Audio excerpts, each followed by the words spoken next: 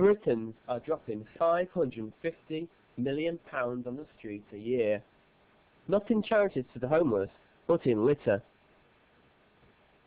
It works out at about 2 million pieces of litter dropped every day. In this inside report, we will be looking at the causes of the problem, the people who drop the litter, pay for it, and even the ones who count it for a living. And a few more well-known faces might spring up along the way. I'll be travelling across the country to get to the bottom of this habit. First, we start off in Cheltenham, at the litter depot run by the council, to see what a day's worth of litter looks like, close up and dirty.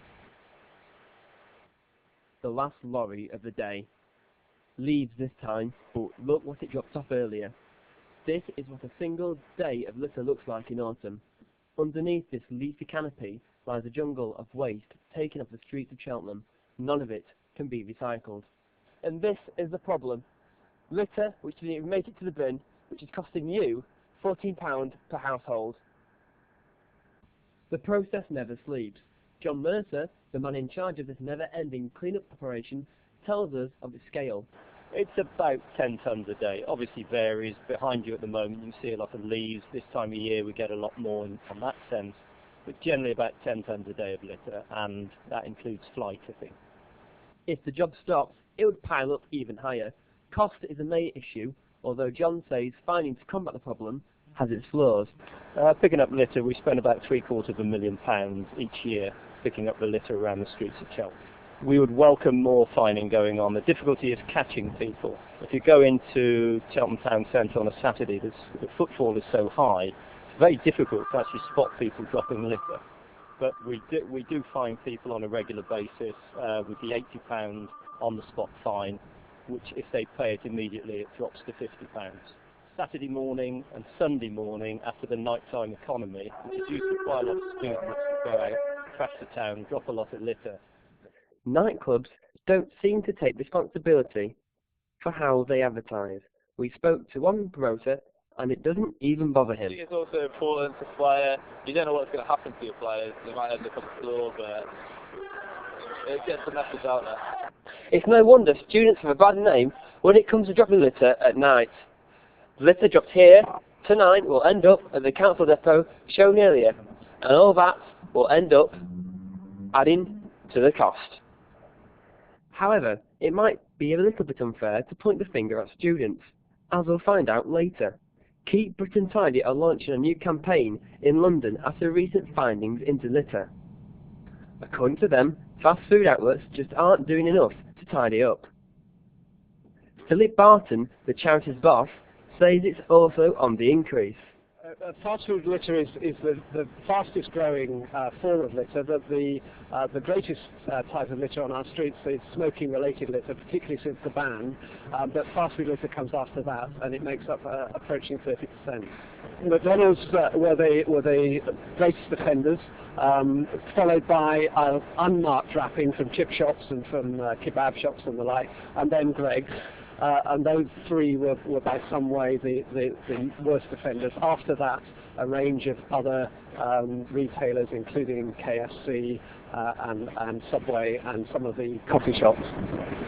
The impact that branded litter has doesn't just make the place look untidy, as I discovered when I spoke to Kathy Parker, Professor at Manchester Metropolitan University. It has obviously had a detrimental effect to the local environmental quality, and it gives out the impression really that people don't care about the area, and if people don't care about the physical area, then that can manifest itself in people's behaviour to each other. The work that we've been doing hasn't just looked at the effect of litter in particular areas, we've also been looking at the effect of litter on the brands themselves. And again, it's not surprising it has a negative effect. People that see a brand as litter, their evaluation of that brand is lowered, and their intention to purchase it as well. No business will like to see a package with their name on it on the floor, so there's something in it for fast food chains as well. Next stop, Wigan.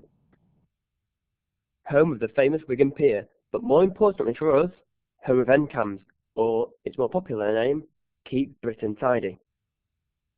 The people here fight litter every day with the help of a few famous faces.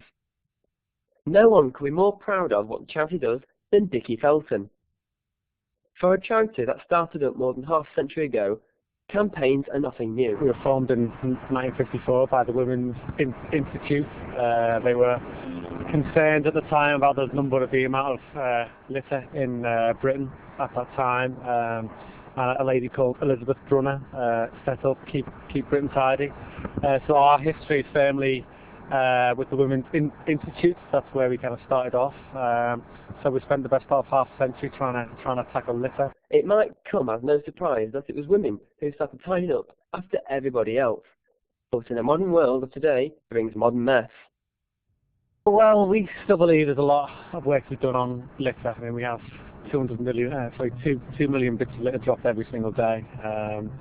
Cost the taxpayer about £550 million a year to clean up litter, so it's a big problem. But litter's changed over the years. There's a lot more fast food litter than there was, say, 10 or 15 years ago. There's a lot more fast food outlets on Edgefield High Street, and there's also a lot more packaging nowadays. So we're doing some work recently, as you've seen, on the branded litter, but certainly there's a lot more work to be done on litter. With every new innovation bringing new litter, if we're going to keep on top of it, we'll need more people like Dickie and his organisation to keep Britain tidy. Richard Lowe for Inside Out.